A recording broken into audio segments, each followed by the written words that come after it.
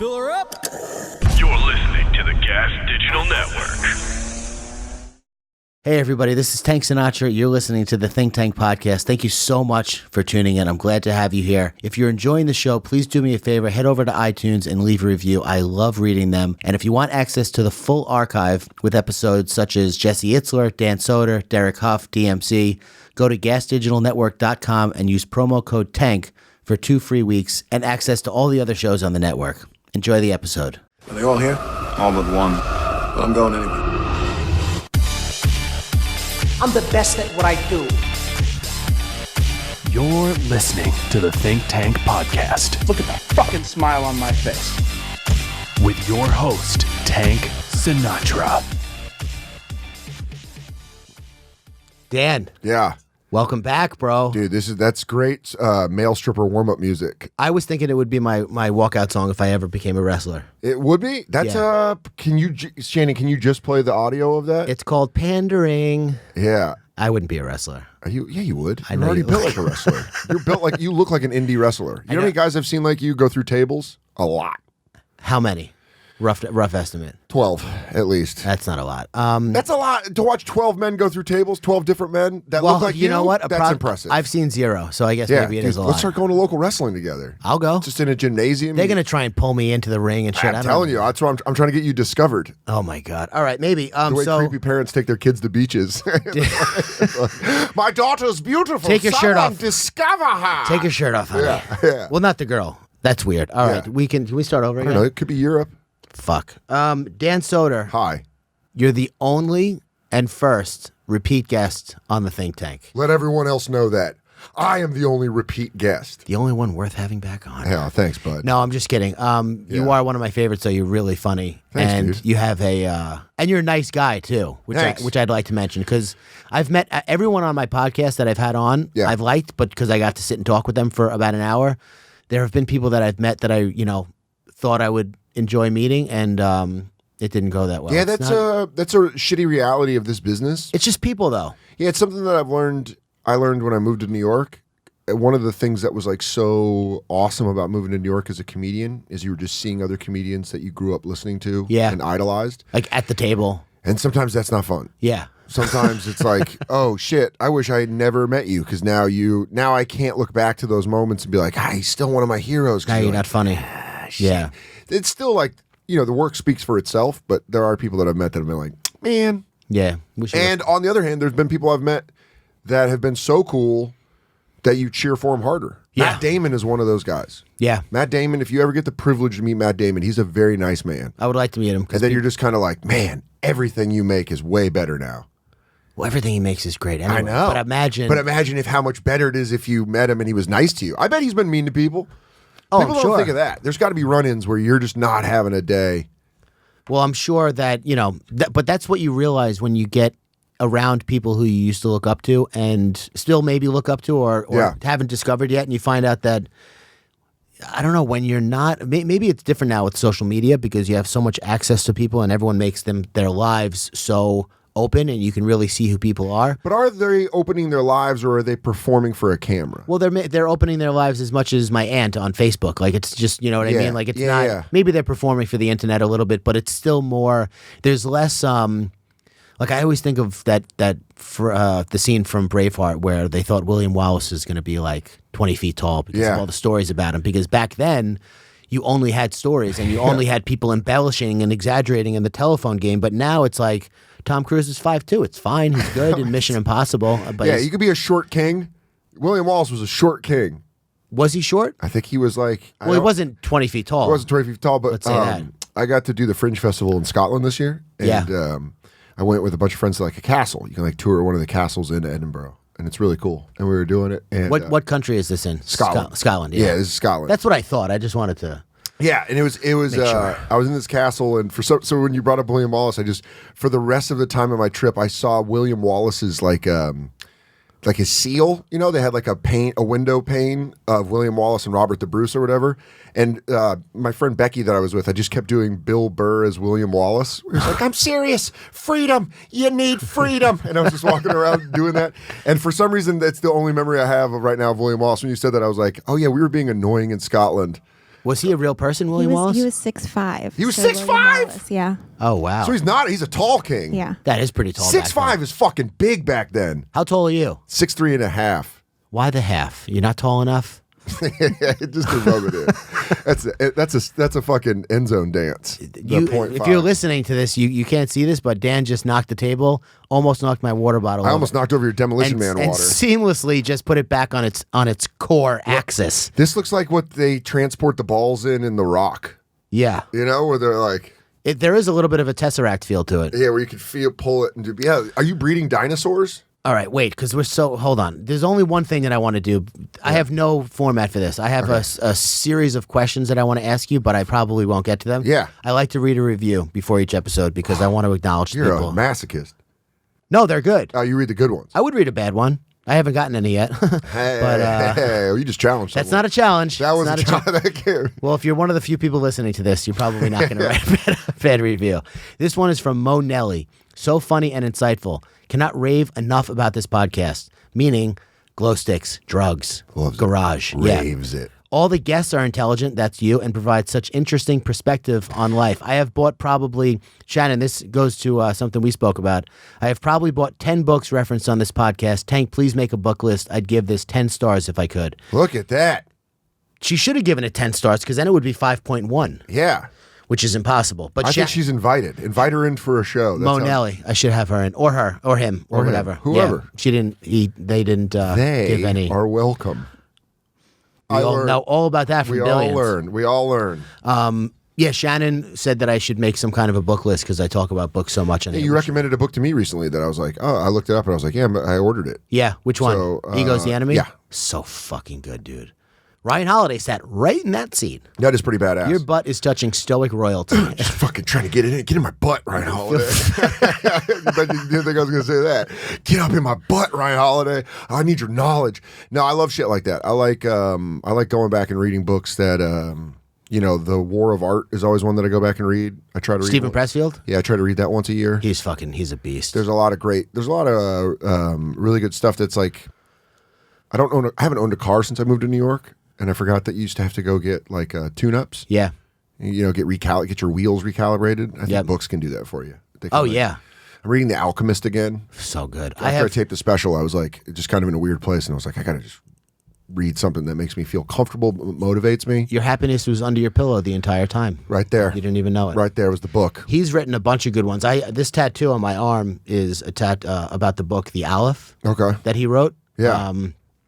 He wrote The Winner Stands Alone. That's a fucking good one about fame. And Yeah, did you do a book list? Yeah, You should do a 2019 book list and put it out. I should. They're not all from 2019, but that Who doesn't gives matter. a shit? When I read books, I feel like I'm literally a better person. Like I operate differently in the I world. was having a conversation with this about somebody, but in the age of social media, I don't think people realize how much reading they're doing. They're just not aiming it right. Yeah, it's just all over the place. Just reading like weird articles about Captions. how something's a mood. Yeah. You're not fucking go read a book, dude. I mean, I really feel like we're the generation that's our generation, and especially the generation after us is the generation that's gonna have to face the end of planet Earth. Yeah. You guys should start reading. We all should start reading. We all should start reading how to farm. Well, how Nate to- Bargatze's bit one of the best of all on time. being a time traveler. Yeah, is- well, I think he thinks if he would travel through time, no one would know. Well, that's what I'm saying. Yeah. Like, they have iPhones, the phones you can carry. Oh, how do they make them? Shouldn't Yeah, even have dude, we said don't know anything. anything. Yeah, I would never be able to explain half of what I enjoy. No, but reading a book and having actually that physical weight that you finished something, Yeah. you're kind of like, oh, I put time into this. Yeah. I know what's in this thing. Even audiobooks are not the same satisfaction as reading a physical book. Not No. to be a dinosaur, old person, but there really is some kind of satisfaction that comes from flipping the pages, seeing how far you've made it in a week. You're 3/4 of the way through. I also read an article that if you read a book before bed, something that you can get to your REM cycle faster. Really? 'Cause it's something about like reading paper and there's not a glow back. The blue light. Yeah, there's not a blue light, so you kind of read that in your eyes. So I tried doing that. It doesn't stick. It never sticks. I No, did it's it for, hard to like- read in bed. I did it for like 2 weeks, and then You I need just a lay fucking- down in bed and just stare at the wall and sailing, and then I'd be like, it's just a bed, it's just a book laying on me on bed, and I'm like, This counts. It's on your heart. yeah, I'm like, I guess You need osmosis. a spelunking helmet to read in bed. Dude, yeah, I would love to. Have you ever gone spelunking? No, only in Carmen, San Diego. Yeah, The game. I always think It's the only reason I even know what it is. I know it because I'm from the Rocky Mountains. I'm actually You've from gone spelunking in real no, life? not at Oh, all. Jesus. I've watched a lot of daytime television. I was left alone a lot, but when they do the coolest thing where they let go of the rope, and they're like, Yeah. that just looks like the only part of spelunking I want to do, where you get dropped into a cave. Yeah. And you're like, guys, Yeah. just twirling around. You might want to see this. I've always wanted to say that. I went into a cave in Bermuda. All right. That was it was pretty amazing. Yeah. The depth of it and how far it went and the water beneath and whatever. But the way they discovered it was two kids were playing with a tennis ball in like the late 1800s or some kind of a ball, and the ball went into a crack and they couldn't find it, but they heard it hit water. So they went down and they just slid down the face of this cave and wound up in this dark cave with no light, and they couldn't see anything. They were in water. They were screaming. for Wait, help. They were in how deep was the water? Like where they couldn't feel the bottom? Because that is fucking terrifying. Being completely in black and you're just in water. You're like, what's in here? Oh, you think? Oh, fuck!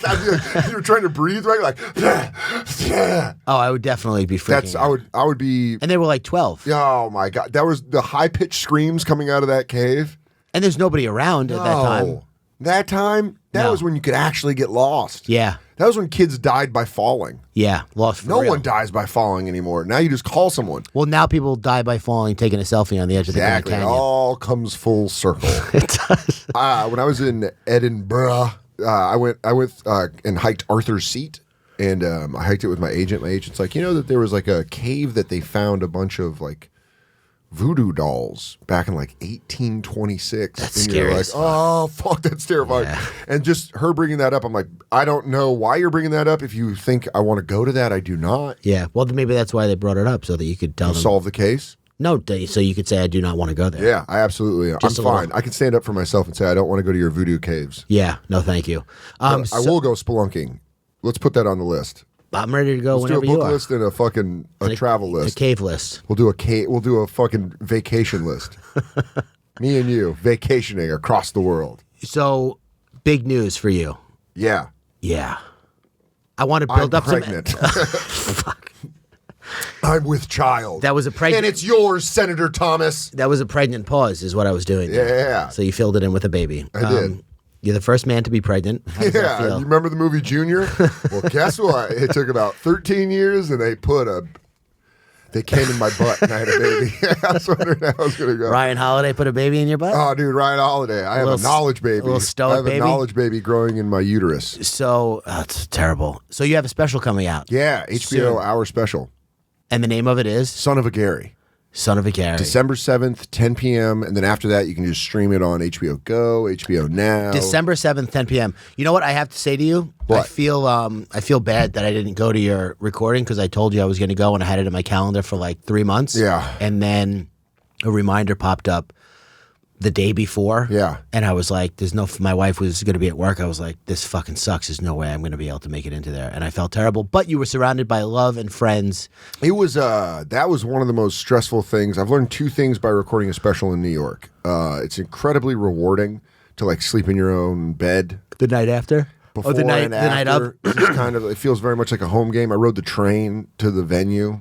It was like. Were you easier. nervous? Yeah, because I wanted to get it. I wasn't nervous about like the material. I'd worked the shit out of the material. Yeah. I was more nervous like, I just hope it clicks. I hope the crowd is good. I hope I'm good. I hope everything goes right. And the first show, I didn't feel that. I felt like the crowd was good and I was good. And then the best thing in the world was to have that green room filled with just my friends that are comedians that have done this, that have been through this. Michelle Wolf was like, hey, this is the first show always sucks. It's always the second show, that happened on my first special too in Philly. I didn't like the first show, then the second show I had a great time. Yeah. Big J was there, said the same thing. Nate surprised me. He showed up. Yeah. I didn't think he was going to make it, and then he showed up in between tapings. And then it just kind of relaxed me. And then it was like you just go out the second show, and it was so much fun. The crowd was fucking great. I had a lot of friends from home in the audience, and so it was just kind of like a fun thing to do. And then when I got off stage, I'm bad at gauging that shit, and all my friends were like, "Yeah, that was it." The second show. Yeah, they're like that's it. So what They're I like, I don't even think you need to watch the first show. I would use the second show. What I'd like to do, because We're going to bring in the second show. We got them all here. Come on, guys. bring them in. It's hot enough. No, so I think that it's specials are obviously a big deal for the comedian that does them. They're a big deal for their fans. They're a big deal for potential fans that may not have heard of you, that are going to be exposed to you for the first time through this special on HBO. Sure. So I want to go through and dissect the anatomy of a special, how it happens from start to finish. Yeah. So you did your first, the Comedy Central special was how many years ago? Well, I did, my first special was a half hour, Comedy Central Presents, or it was called The Half Hour on Comedy Central back in 2013. Uh-huh. And that's usually like, how Comedy Central used to work is they used to have shows like Premium Blend, and they used to have shows like Live at Gotham. Yep. And then those were kind of the showcase shows. They still kind of do those. They did them with like Adam Devine's House Party. They have kind of showcase shows occasionally on Comedy Central to basically be like, hey, here's young comics coming up. Yeah. These are the people. I did season 4 of Live at Gotham in 2009. And like you look at that fucking roster and it is insane. It's like Nick Kroll, Kumail, who else was on that? Chris D'Elia, Eliza Schlesinger, Sean Patton, fucking Kyle Kinane. Like these amazing comics are all on this season. It was the season before Joe List and Nate Bargatze and a bunch of other people did it. So I did Live at Gotham, and then you kind of, if you keep fucking around with Comedy Central, they give you a half hour. Yep. So I got a half hour. And then it came the time to do the hour special, and I chose Comedy Central, which I think in hindsight, it was good to do. All paths lead you to where you are, but no one saw it. I busted my ass and worked on it and like really put a lot of time into the editing and all this, but then it was the old model. You're involved in the editing? Fuck yeah. Yeah. Yeah. It's your special. Yeah. It's your special. You should be involved with everything, top to bottom. Nothing should go out that you don't know about. Yeah. I mean, I understand being very busy, and it was very hard on this HBO special, but I feel like you should know everything that's going out. Sure. You should at least, because if something gets out that you don't know, that's a misrepresentation of you. Yeah. So you're like, fuck that. So is that what you're doing right now?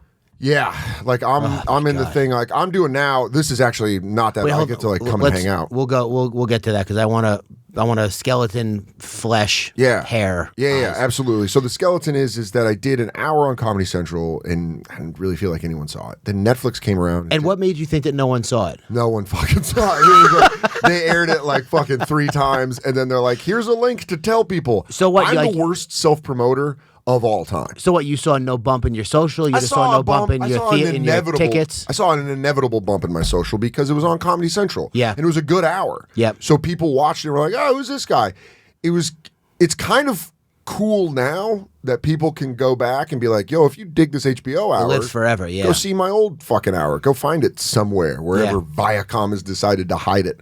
Online. They don't make it easy. They do not make it easy, and that was really my biggest gripe with Comedy Central. Everything besides that they were amazing to work with. It was just a fun thing to make. The one bummer was no one saw it, and so then in comes Netflix, and they do the stand-ups. So I taped the hour December of 2015. It came out May 2016. December of 2016, Michael Che was taping his Netflix special, and at his special, Netflix came up to me and was like, we're doing a half hour. We're doing like 6 half hours. It was in November. Yeah. Like, we're doing 6 half hours. He's like, I want you to be one of the half hours. Nate's the other white guy. He's like, I get 2 white guys. I want it to be you and Nate. I was like, fucking hell yeah. Yeah. He's like, can you get the half hour? I said yes. It had been from May to... So it had been about 6 months. I just didn't really feel like I had it. Yeah. And I was like, maybe. Let's talk about it. But they said something that really sold me on it. They're like, no one saw it. He came up to me, he was like, no one saw your hour.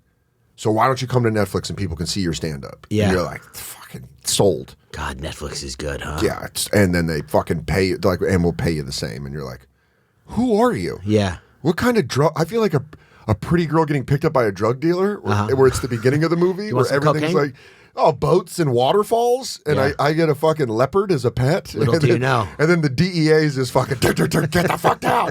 We've heard this before. Fucking get that out. I just met him. So I did the half hour, and I feel like I kind of jumped the gun a little bit on the half hour. I feel like I was stretched a little too thin on the Netflix half hour, and I don't feel like it could. I feel like it could have been better. And I think that was really important to me because that kind of was like, I understood right then and there, like, if I'm going to make a special, I want to be ready for it. And so then in December, so that was March of 2017. In December of 2018, I kind of felt like I had an hour where I was like, it's about 50 minutes and I like it. December of 2018? Yeah. Okay. And then my agent got in contact with HBO and was kind of like, hey, you should check out Dan. He's in the city headlining The Cellar. And they came down. The Cellar was doing these like Tuesday night headlining sets because usually it's a showcase club. And they were like, let me headline a 7 o'clock show. HBO came, saw it, liked it. And then the next day we're like, let's do an hour in 2019. Yeah. To Netflix credit, we had to reach out to Netflix because that half hour there was like a first look deal. And we talked to Netflix and we're kind of like, hey, listen, HBO offered us an hour. And he's like, were you shopping one around? And we're like, no, they came and saw me. You know, we told them the truth. Like, they came and saw me and offered it. And Netflix was cool as fuck. They were like, listen, we're backed up. Go for it. You have our blessing. Which was great. Yeah, it's that good. was like, that took so much stress off me. Puff Daddy never would have done that. P. Diddy would have been like, oh no, we're going to do a collab. Diddy may have done it. Puff Daddy never would have done it. Back when he was still Puff Daddy, he was Puffy? Yeah. What about when he was Puffy? That's maybe what I'm talking about. Yeah, when he was Puffy. Yeah. When it was Biggie, like, oh, so Yeah. my man Puffy said, I think- if you promise Netflix a special, you better come through with it. Yeah, it was one of the things I was the most nervous about because it could have shut it all down. And Temporarily. maybe. Yeah. But HBO was like, listen, we have this many, I think it was like 7 or 8 specials in 2019. Do you want to be one of them? And I was like, fucking, I just want, the HBO hour is like, to me, the thing. And how old are you? 30? 36. Yeah, so HBO is still like you. It's the shit. You remember when HBO was just, it's not TV, it's HBO. It was the free weekends. I remember getting blank tapes at like fucking Osco Drug and then taping stuff on tapes on the free weekends of HBO. Yeah. And they pull it on Sunday afternoons.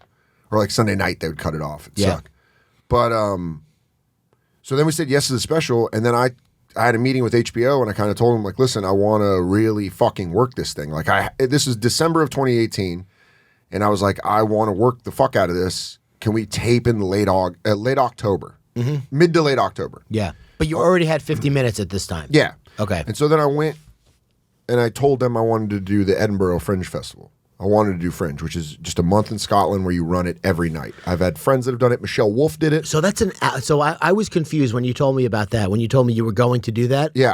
I was confused about what it meant. So the Fringe Festival is a month-long festival? Yeah, it starts, I believe, July 31st, and then my last show was like August 26th.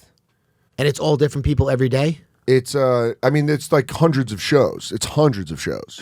There's like, you can at find all different kinds clubs of things. Okay. And it's like, there's like shows in caves. Like New York Comedy Festival, but for a month. It's like so beyond the scope of New York Comedy Festival. Yeah. You can't even believe it. It dwarfs everything. Scotland is a big comedy country? Edinburgh specifically is like a major festival. Fringe Festival is like major. Yeah. It's been around for 50 years, over 50 years, I think. Wow. And it was fucking cool, man. I got to work every night. I worked this hour out in a medical school lecture hall that had like 110 seats.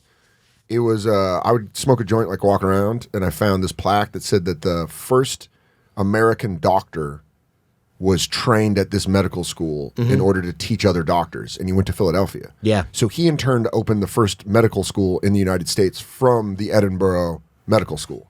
So it's fucking insane. It's like, I like, now that I'm in my 30s, I like dad knowledge. Yeah. So I love like fucking history and shit. You don't need kids to have dad knowledge. I know. No, I'm getting the you grays don't. on the side. I'm going full dad knowledge.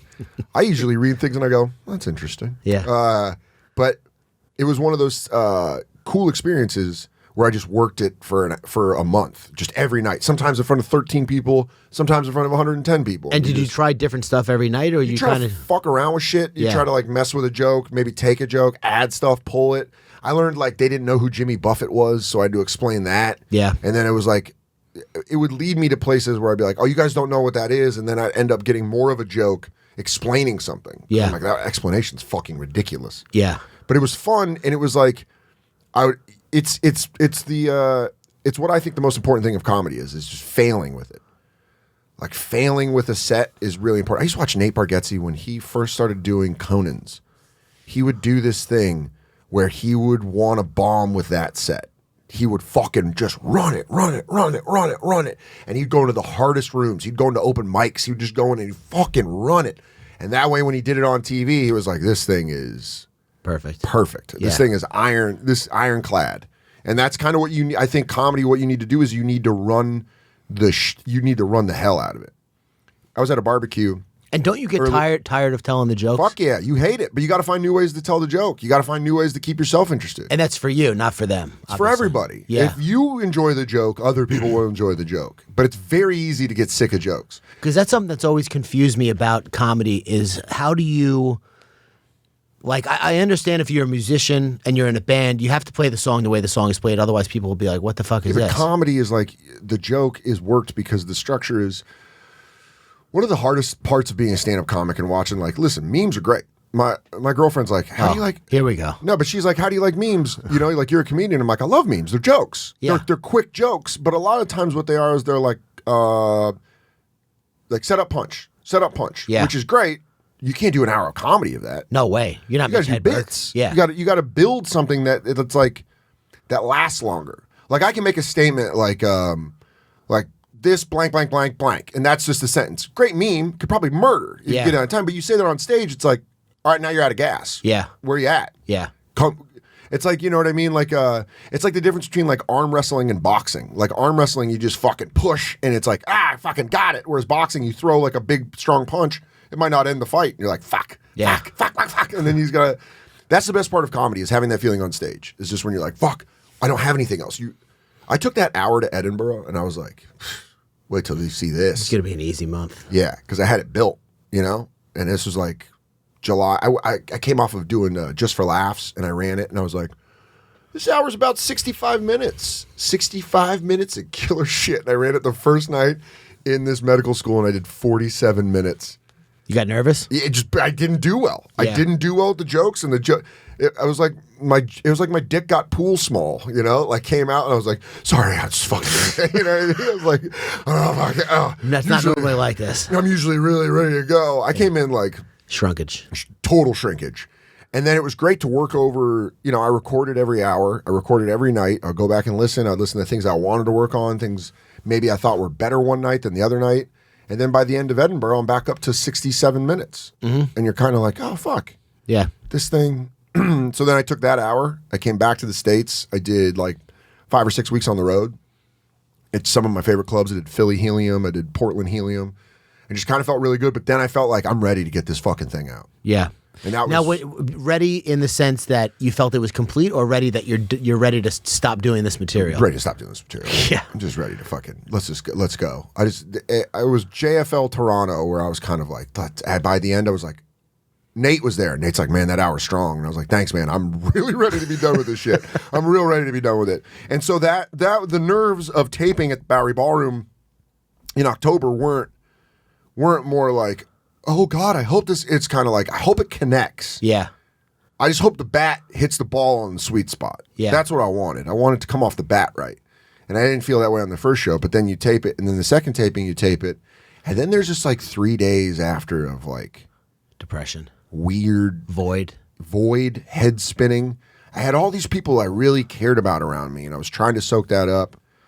And, you know, I'm lucky that I have very great friends. I have great friends that people are like checking on me because they kind of know. Comics know that you go through this like weird postpartum depression where you're like, that thing that I just spent 10 months zeroed in on is gone. Yeah. I let go of it. So now it's weird because you're like, fuck. Well, you'll get another little hit when it comes out.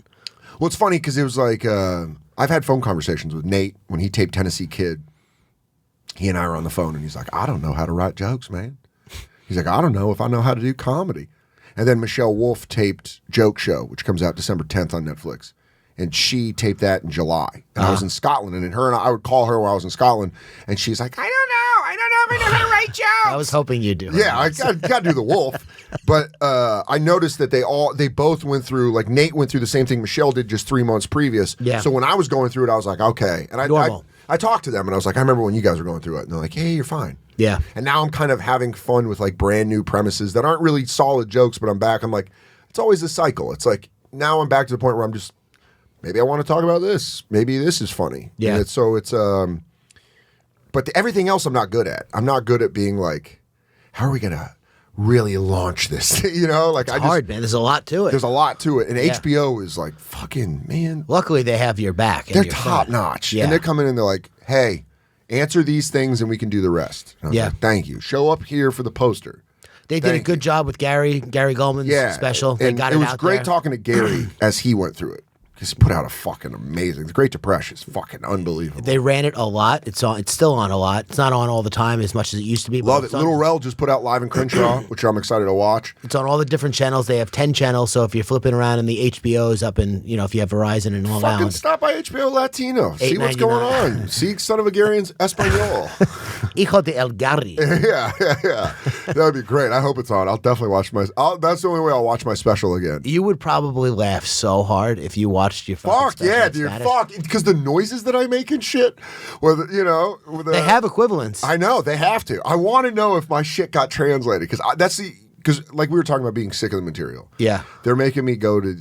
They're not making me. They're like, we're doing these screeners for people. Like, hey, come see the screeners or whatever. And they have tickets or whatever. And then I'm like, why do I have to be there? Well, you're the guy in the special. And they're like, you're the guy in the special. I'm like, can I come at the end? And they're like, yeah, is that what you want? And I was like, yeah, you don't want to sit through your. No. How many screeners are they doing? 2.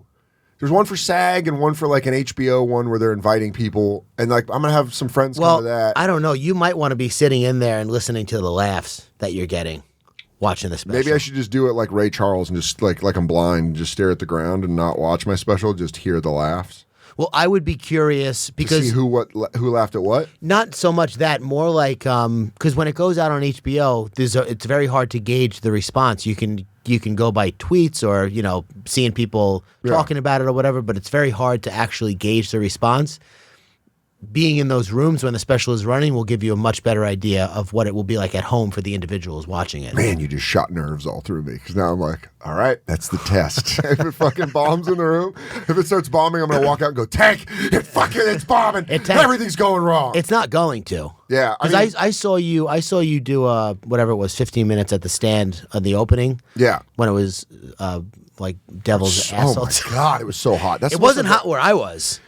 I've only sweated like that a couple times on stage, and 2 of the times were this year. It was the opening of the stand, which, by the way, they corrected the problem by the time I left. Patrick texted me, and he was like, hey, man, sorry about that. The AC was aimed the wrong way. And you're like, well, I'll tell you where it wasn't aimed. Well, I'm traumatized. It was, but I also did Zanies in Nashville this summer. Uh-huh. It was like 102 degrees. And on Thursday, the air conditioner just stopped pumping out cold air, and we just pull out air. Oh, fuck that. Dude, it's the most I've ever sweat, I think, in my life, but definitely on stage. It looked like I did a 4-hour show, like Bikram comedy. It was insane. Bikram, that's the next special. Yeah. It's probably people are going to do that. They're like, "What? Have you ever done comedy while sweating?" Yeah. Well, have you seen the documentary on him on Netflix? No, but Vecchione just watched it and was like, he's a big Bikram guy, and he's like, yeah, he's a piece of shit. I watched. They did an interview with him on Real Sports. Okay. So I love the that's Gumbles. Both Gumbles. bro. Real Sports. I'm not a sports fan at all. Yeah. I love Real At all? Sports. At all. I don't like Man, any God sport. gave you the opposite body. the weirdest. Yeah. The weirdest interest to go with this If physique. you walked in right now and I'd never met you, I'd be like, Mets, Jets, go Rangers, right? And you'd be well, like, I was a Mets, Jets, Islanders guy when I Okay. was a kid. I wouldn't know. No, I'm sorry. Mets, Giants, Islanders. Okay. So not even close. Mets, Giants, Islanders is it's the weirdest I know New they York don't mixture. They don't go together. No, it's usually Yankees, Giants, Knicks, Yeah. Rangers, Yep. or it's Mets, Jets, Islanders. Nets.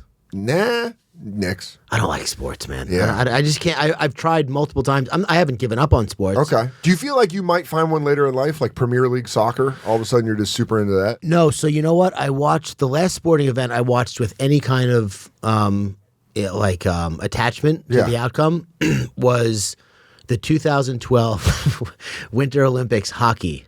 Okay, but also really? Yeah, I don't know. I like hockey. I think hockey's fun to watch. It's an interesting sport. I didn't grow up on the East Coast, and I feel like if I would have grown up on the East Coast, I would have been a very big hockey fan. But I'm not. I really don't understand it at all. Well, it's like my uncle used to take me to Islanders games when I was a kid. That's how you learn it. So, and my dad used to take me to Mets games. So but I just can't at this point in my life.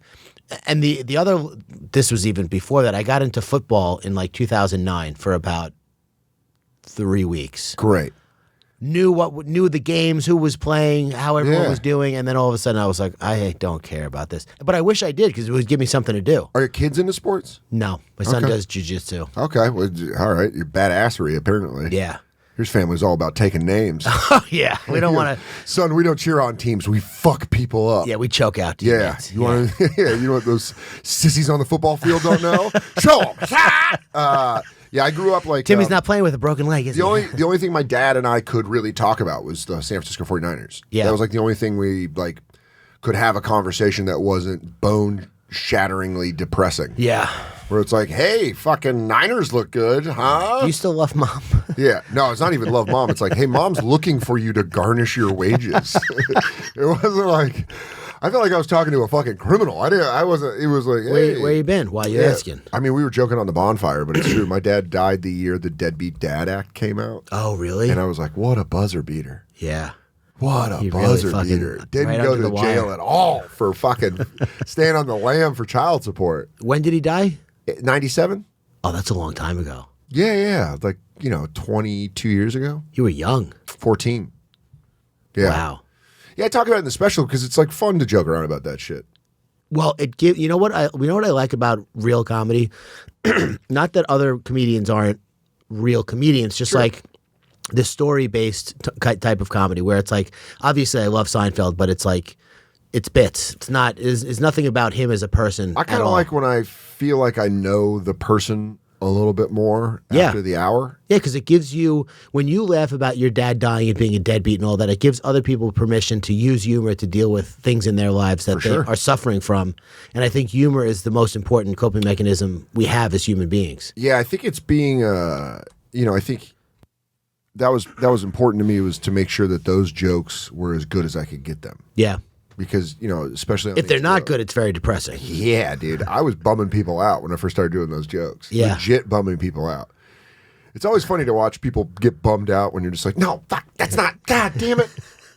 I've always said that unfunny people don't know they're unfunny. Yeah. They just think that that's the reaction you're supposed to get. And you're like, anger's never supposed to be the action from being funny. No. You're supposed to make people laugh. Yeah. You're supposed to be able to take people to a dark place and then pull them out of it. But if you can't pull them out of it, you're just putting people in a dark place. And it's just fucked up. Then it's just depressing. That's like You're like, Sudan, huh? All right, I got to get out of here. like the anti-comedy, Nanette or whatever, there was a special that came out on HBO. I don't know if I should say this. I don't want to upset them. It's just, it was not my style of comedy at all. I also, though, I am... You don't want me to talk about it. No, I know exactly what special you're talking about. Which one? You're talking about Julio Torres's... That one was not good either. But that was like, Julio's like a very acquired taste. Is that the deaf comedian? No. The Most Important Shapes? Yeah, Most Important Shapes. Yeah. What the fuck was that? But it was like, that's the whole thing that I'm realizing right now with comedy, is that you don't... There's no rules. There's no rules. And also, there's someone out there that does like that. Like, when I was coming up, I think I was way too gripped tight on the idea of like, this is comedy. Yeah. You do this, you have to do it like this. If it's not done like this, it's not. It's like, listen, man, there's people out there that straight up suck at this shit, but God bless them. I'll tell you what, God bless if they want to take a run at it, because someone might like it, and I might be wrong, and I'm willing to admit that. When I was flipping through the HBOs and I saw it, it was very aesthetically pleasing. I enjoyed watching it for about 5 minutes, and then I was like, I don't get this. I don't understand. And I think there's some weird kid in Kansas City that can't talk to anybody, and he sees that, and he's like, oh, that's it. That's my thing. I love this comedy. Yeah, and that's the thing that unlocks him. So I really don't, like, I don't really fucking fault anybody for trying it out. Yeah. It's the people that know what they're doing and know that they're making a shitty product and keep being like, I'm going to keep making this. It's like the difference between a good restaurant and McDonald's. Like, McDonald's knows they're not putting meat out. McDonald's is like, fuck, we gave up on meat in the 60s. Yeah. there's people in entertainment that are making shit that they know it's shit, but they're like, a lot of people fucking like this shit. Yeah. And Well, you I don't can't really fault them because that's also the business of it's a business. I also think that you can't. I appreciate the fact that you can't. Anytime something is singular, meaning like you can't compare it to anything, I do give it a little bit of a pass. Like I have more respect for it. So that's where I wouldn't say that special is bad. I would just say that it was not my flavor at all. But yeah, I my know dad always used to say, "I don't care for it." Yeah, that was the way he said it. it. I don't like shit, and I'm starting to try to use that now. Like for people, for things, just kind of I don't really care for it. Yeah, because then it's like I'm not saying fuck you. I'm saying kind of like, man, if you start letting go of the shit that you really kind of don't need in your life, yeah, actually need, not want, but like need, yeah. Man, it's something I'm trying real hard to do because I notice it's just basically like barking at the moon. Yeah. You're just yelling at something that ain't gonna fucking change. Yeah. I also feel like my tastes change, and there may come a time where I'm ready for Julio Torres because I didn't like the Beatles until I was like 28. For sure. And then all of a sudden I was like, wait a second. Dude, there's stuff. They're really good. Something that always used to bug me in comedy is when you see interviews with comedians and they're like, I used to love, when I was a kid, it was like Bill Hicks and George Carlin. And it's like, shut the fuck up. You were into deep political comedy at 8 years old? Yeah. I liked noises, faces, and voices. I loved fucking Dana Carvey, Robin Williams, Eddie Murphy. Those are the people that blinked and beeped, and I was 9 years old, and I was like, "This is fucking Guys hilarious." are geniuses. Billy Madison. But then you move on, and then I moved on to Patton Oswalt and Dave Chappelle, and then Chris Rock, and then I went back and learned about Carlin and Pryor and Hicks and Kinison, and you start doing that. But it's like, yeah, you evolve, you change, you also learn shit. What's really crazy to me is like when I have people that watch Billions. And they're like, oh, man, I didn't know you did comedy. And then they like my comedy. And then the next thing you know, they're like tweeting at me like, dude, I found out about the bonfire. Now I'm catching up on like fucking 5 years of you guys just hanging out. Yeah. And you're like, oh, yeah, dude. That's what I mean by like not special on Comedy Central. It's like, no one saw it. But that's okay. Because now hopefully they like Son of a Gary. And then they work their way and they're like, oh, fuck, I got other stuff. It still exists. I mean, it's still out there. That's the beauty of the I think you live by the body of your work. Yeah. I think that's like... I think we're in an age of videos that delete and fucking pictures that delete and all this stuff where it's like, sure, stuff can make a quick imprint, but is it good enough to last? I'm still proud of Not Special. 3 years later, I'd be like, oh yeah, there's some funny jokes in that. And there's also like on this special, on the HBO special, there's continuations of certain jokes. How I feel about my grandmother. My mom and I's relationship. There's this stuff where it's kind of like, I got a better bit now about that. Yeah. And I kind of like that. I kind of like the fact that people can go back and be like, oh, fuck. You know, I think I'm a better comedian now, but I still am like, yeah, go check my other shit out. But you're still pulling from your life experiences. Yeah, but I also think I'm just trying to get better and better and evolve over time. Yeah. I think that's something that I always want to stay aware of, is like trying to get better and make a great book. I know you do book recommendations. I'll drop a hot one right now called Talent is Overrated. It's a book written, I believe, by the Forbes editor-in-chief. Basically what it does is it doesn't debunk Malcolm Gladwell's 10,000 Hours. Yeah. But it says that Malcolm Gladwell's theory is kind of right, just needs to be aimed. Mm-hmm. And it's a specific thing called applied practice, where you kind of make the thing you're the shittiest at, you work on it till it's a strength, and then you move on to the next thing you're shitty at and work on it till it's a strength. And you kind of always am like sharpening your weakest ends. Yeah. Until you're good. Yeah. Or great, you know? But it's a very interesting book. Very dry read, but very good. How long is it? I mean, is it like 260 pages? So it's not like it's not like 700. It's not like Guns, Germs, and Steel, which is my Everest. I'll fucking read that thing. Are you trying to read it still? I've tried so many times. It's so dense and so dry. What is it called? Guns, Germs, and Steel. What is it about? I think it's a Pulitzer Prize winner. Oh, that's how you know it's shit. No, dude, it's like about like how northern countries, you know, used iron to build weapons, so they had ships faster than countries in the southern hemisphere. It's like a breakdown of the history of humanity and why certain countries were able to colonize, why certain countries didn't have the defense for it. So it's like a history book. Yeah, but it is fucking thick. That and Sapiens are the two books that I'm like... Well, that's what I was just thinking about when you were talking about the overall premise of the book was Sapiens, which I didn't finish. No, dude, that's one of those things where you're like, fuck it. It's like, you know, a day at the gym where you're like, go ahead, fuck it, I know humans. Yeah. Yeah, Chris DiStefano read it and was like, I bought it on his recommendation. He was like, it's fucking wild, bro. And I was like, yeah, Wild. It's wild. Him and Giannis, man. I fucking love the way they say wild. History Hyenas. Yeah, great podcast. You listen to it? No, but I've been on it. And it's like. It's so good. I have fun. When I know. It's like a drug. Yeah. And there's really certain podcasts that I think I could get into. History Hyenas is one of them. I just love Giannis and Chris, and I've known them forever. Last Podcast on the Left, which is just about like fucking cults and murder and shit, but it's Henry Zabrowski, Ben Kissel, and Marcus Parks. It's fucking unbelievable. And I know those guys, so it's fun, but it's also like really the only podcast I listen to. Huh. Because they do like the Ted Bundy murders, but then they do it in like 4 episodes and it's really funny. I don't like listening to or watching murder stuff. No? No. Vecchione, my roommate, I think he could be a New York City detective. He is. How many A&E shows are always on when I come home? Well, he looks like a cop. He talks like a cop. He's obsessed with crime. I always expect when he walks in our apartment to go like, what's going on here? Yeah. Just give that cobism. He's like, everything all right in here? And you're like, oh, sorry, is it the weed smell? You know what it is? I don't even know if I should say this publicly, but I've talked about these things before, the intrusive thoughts and the little bit of like, it's called a harm OCD. Like I'll become fucking obsessed with the fact that maybe I'm going to kill myself or kill somebody. I relate too much to the serial killers. Okay. And I don't like listening to it. And I'm like, I spend time alone. I don't know. Am I? Yeah, but that's like, you have like a brain hypochondria. Yes. Where you're like, oh, I could that.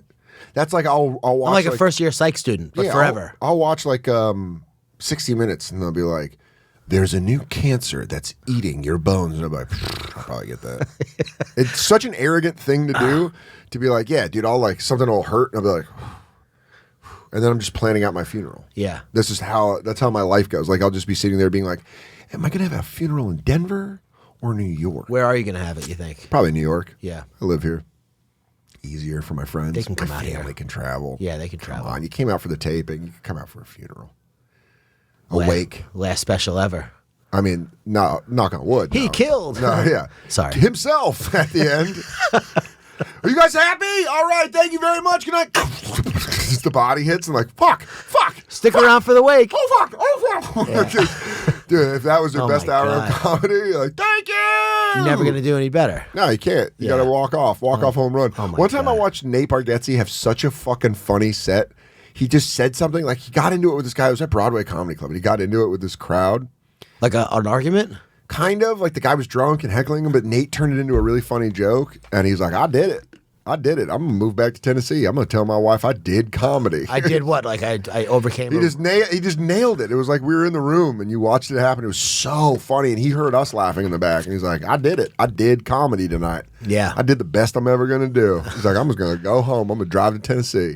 I've had that feeling with a couple of memes where I was like, I'm never going to be able to top this. Just walk off. Yeah. Yeah. A comedy, I don't know if it's just my personality, but I've had times where I felt like, whoo, that was a good one. Yeah. And then immediately I'm like, could I have done better? Was it? Mm-hmm. A tiger mom myself. Are you going to be a comedian forever, you think? Yeah, I love this shit. You love it.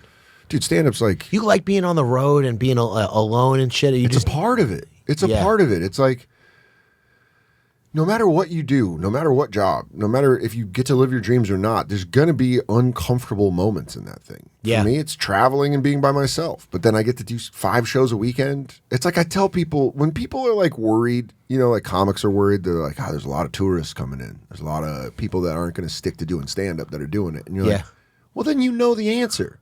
Keep doing They'll it. be gone as long as... Yeah.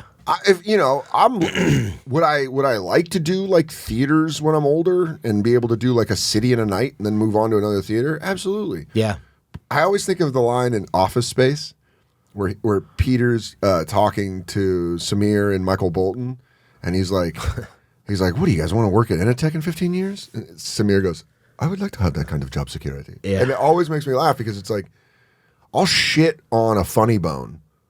But then I hope I'm working there, you know, all said and done in 20 years. If I could work now, how I work there is different. Yeah. If I'm fucking drunk emceeing, there's some problems. Yeah. But if I can come in and do a Tuesday night because I'm going to do Lincoln the next night in a theater, that's fucking awesome. Yeah. I like doing stand-up. I like being around comics. I like failing at it. I like succeeding at it. There's a lot going on. And I think like acting is fun. It's cool. I think it teaches me how to be a better comedian. something I would like to do more acting later in my life, but never would I ever give up stand-up for acting. Yeah. I don't think I'd give up stand-up for anything. Like maybe a sick kid. Yeah, or a sick wife. Where I'm at right now is the having the young kids at home. Dude, it's insane. Is very. I don't know how Chris does it. I guess Chris is. He's. But Chris was. You also got to understand. Chris was a comic before he had a kid. Yeah. People don't. But he also. The kid is also with his ex. Five, 6, whatever it is. But regardless, I try to tell people that all the time. So you're not going to see them anyway. When I meet people, they're like, "Yeah, I'm thinking about getting into comedy, but I got kids." It's like, just. What is that? Unless what like, does mean? Like, unless it's a burning desire where you have to do it, don't put your family through that. I would like to do it later. I would like to wait. My sons are 6 and 2. I was thinking another. But by the way, you're fine. You're like, if you want to get into it when they're out of the house and just jump into it, but still keep doing. No, when they're like 10 or 12 and they're like over me as a human being and they don't even want me around anyway. That's right? actually a smart 13. Right now, like, dude. Fuck you, Dad. He's like, really? I'm gonna go talk to strangers about you little shit.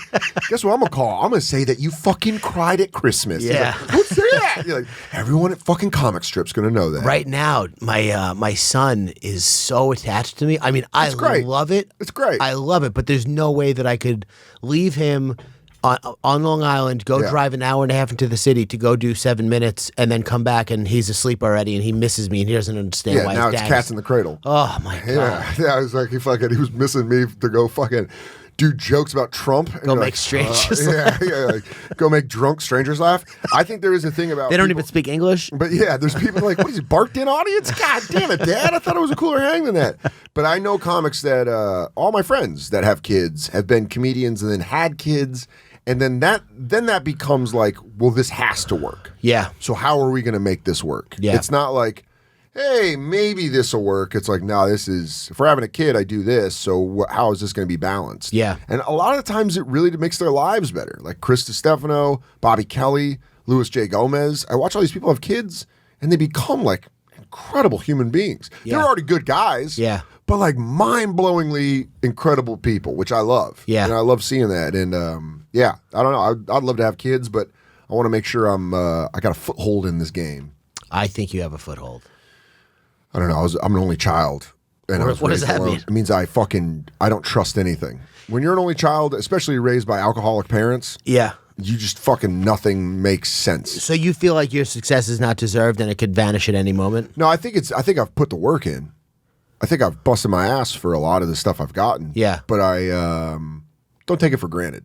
Because I think that's very common to feel like the success is 99% a fluke. Most of it is timing and just whatever. My girlfriend's very, very good at understanding that that's a part of my personality. She's very good at being like, you deserve this. Yeah. Enjoy yourself. But she can say that. You still have to feel it. And I'm sure you feel it. But she's good at like horse whispering me. Oh, you know, I wish like I I'm had like a horse whisperer. and she's like, hey, hey, big guy.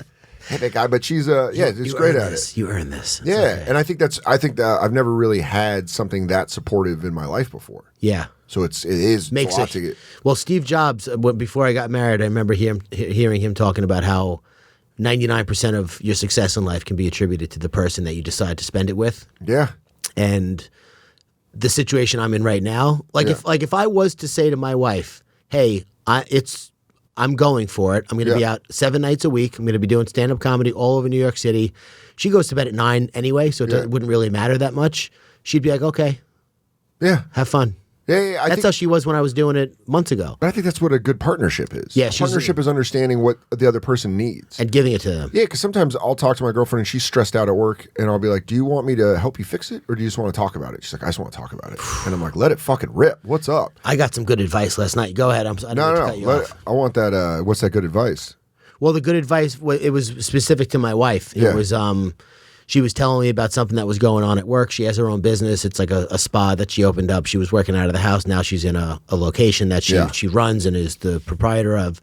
She was telling me something that went wrong and it was going to cost some money. And I was like, I feel like her finances are my finances, which they are to an extent. But you're married, yeah. Yeah, exactly.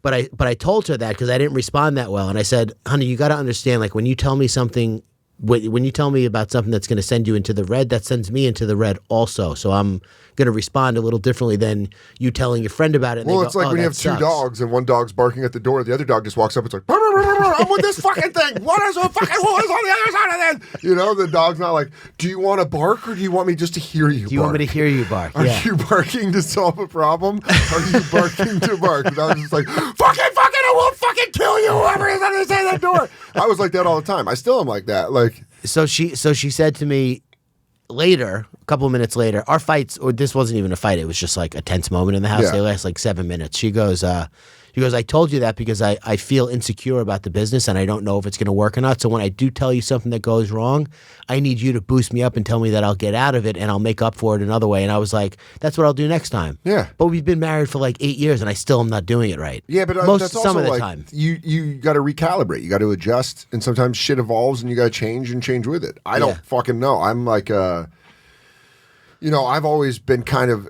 especially in the beginning of my career, very much like, drink alcohol, stay in the shadows. I am Batman. You know, and then you realize like this is so unhealthy. This is so goddamn unhealthy. And then through therapy and just trying to get better, you realize things all the time that you're like, I was doing that wrong the whole time. Yeah. Like, oh fuck, you know when you can't turn a light on and all of a sudden you're like, there's a switch right here, and you flip it and you're like, that's what hotels nice that to happens. see. It happens all the time with me in hotels, and I think it happens in life all the time. Where you're just kind of like, how do you get that fucking light on? You're like, oh, I wasn't looking in the right place for You the got to put the switch. key card in there. Oh, Yeah, you got to leave the key card in because apparently these people are fucking hippies. Yeah. But yeah, I think that's like stand up is a very hard thing to do alone, just completely alone. When you're completely and utterly alone doing stand up, it's very difficult. Very, very difficult. So you're saying you need somebody who's going to be with you, but on your terms. Not on your terms, not at all. No, I didn't mean it like in a negative. I mean like we'll let you be around when you want to, and then we'll let you go when I think you need people to. need to understand who they're with. Yeah.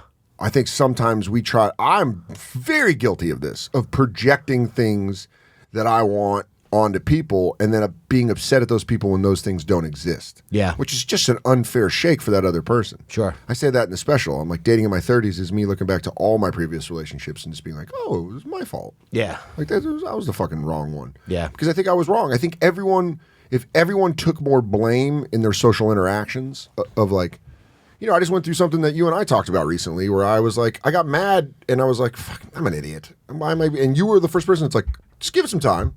Yeah. And I guarantee you won't be mad. And you're like, yeah, no one's there. We don't do that enough for each other.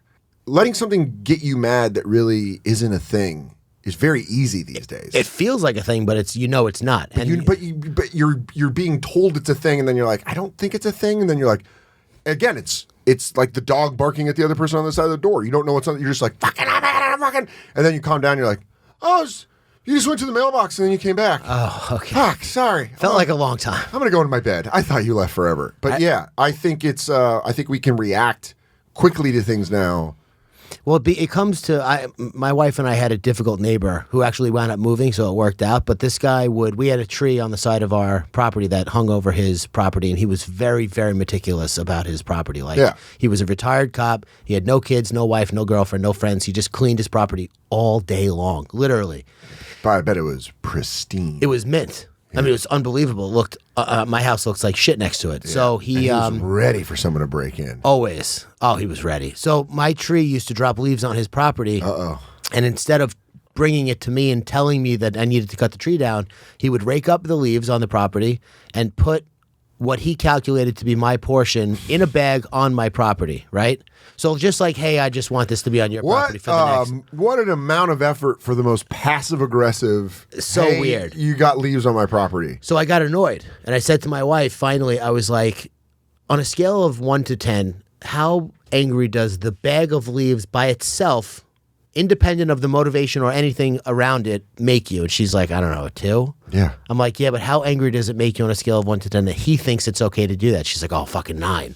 Yeah. And I decided that I wasn't going to say anything because it wasn't the bag of leaves that bothered me. It was the fact that he thought it was okay to do that. And that is what I applied to pretty much everything in my life. Nothing really upsets me. It's just the fact that you thought it was okay to do that pissed me off. Yes. And I always feel like the best course of action for that is to just say something. Yeah. Because I remember when I drank and I was nauseous, it was always better to throw up. Yeah. It was always better just to fucking puke. Pull the trigger. Just pull the trigger and puke. And then when you puke, you're kind of like, I could drink more. all right. Yeah, you're like, oh, give me fucking another shot of Jameson. But it is, and I've learned that a lot in the last year. Yeah. A lot in the last year with multiple different relationships I have with people, friends, everybody. I've learned that when I take something, one of my best friends in the world, right before the special, we got into a thing. And I learned, if I call him and talk to him like he's my best friend, I can get this shit out.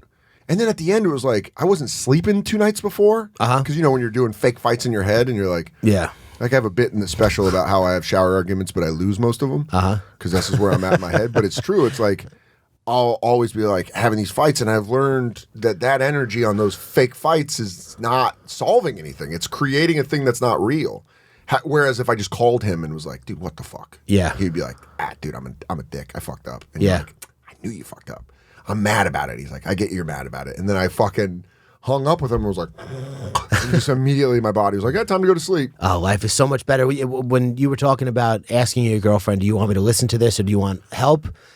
That kind of communication is where it's at. That's the only way anything really, I mean, people do get married and stay married. If I said to my wife, because what I said to her, when I responded that way and she got mad, I asked her, I said, how would you like me to have responded for next time? If she was like, you should fucking know, I don't even know why, then my that's God. terrible communication. We wouldn't work out. But that's what it is. That's not how she is. People don't realize if you're just like, people are so quick to give, changes to a food order at a restaurant. They'll tell you like, if walnuts fucking come near that thing, I will tear your goddamn throat out. But then with their own partners, if they're like, hey, are you mad we're going to Steve's wedding? And it was like, yeah, I kind of wanted to do that thing that I told you about with my coworkers on Saturday, and you didn't fucking ask me. But they don't say that, so they just hold on to it. So then 2 months from now, they're like, you're a fucking selfish prick. And he's like, you're not gonna be that. You know what I mean? Over something that is totally unrelated. Yeah, you let it fester. You let it mold. And I think I'm just kind of done with that. I've learned, especially in the last 3 months, and going through something like recording this special was a lot for me. And I didn't think it was going to be a lot. And I really underestimated it. Why was it bigger? Was it bigger than the Comedy Central thing? Yeah, fuck yeah. And I put a lot of work into it. I put a lot of fucking work into this special. Yeah. And then I finished it, and my therapist, I was like, why am I feeling like this? And my therapist is like, you're on stage every night talking about your dad dying. He's like, I don't care if it's a joke. Yeah. That still taxes you in a way. And I was like, yeah. No, and then I felt guilty. Like, am I mocking my father in these jokes? I'm like, no, I'm showing that I can make fun of it in order to, you go through a lot of things, man. And then not having this hour, it's like, will I ever write an hour? Was this my best hour? Was this even good? And that's like a fucking, you can kind of go into very dark places. And you need people around you to be like, hey, come on, come up. Let's go get lunch. Let's walk around. Yeah. Like I have my friends Gary and Sarah that live north of the city. They were like, hey, it was before I even taped. And I was kind of in this weird headspace. And they're like, come hang out with us and our kids on Friday. Yeah. And we went up there. We barbecued ribs. We fucking, I watched your son dance around and wreck a bunch of stuff in the basement, which was fun. Made you grateful to be alone, right? Yeah. I was like, God damn, coming in bags really does have a benefit. But no, we were like making up games. And it was like, when I left, I felt more human. Yeah. As opposed to like a racehorse. Yeah. We're like, run. And then they're like, good job, you ran your race. And then you're done running your race and you're like, Thankless. No one's here? Yeah. Just, there's no one there. I don't know. It's a thing that I'm trying to let go of the bullshit and just keep working on stuff. Well, sounds like you're doing a good job. We have to wrap up because we're over an hour. Uh-oh. And it went fast again. Uh-oh. Again. December 7th, 10 p.m. Yeah. Son of a Gary. HBO special. There it is. Congratulations. Thanks, dude. Yeah. I hope fucking people dig it. That's really what I want. There's only one way to find out. That screening. Run that race. Yeah. Thank you for coming back here. Dude, Hopefully of course, we'll get you man. back Always again. have a good time hanging out. All right. Bye. Bye.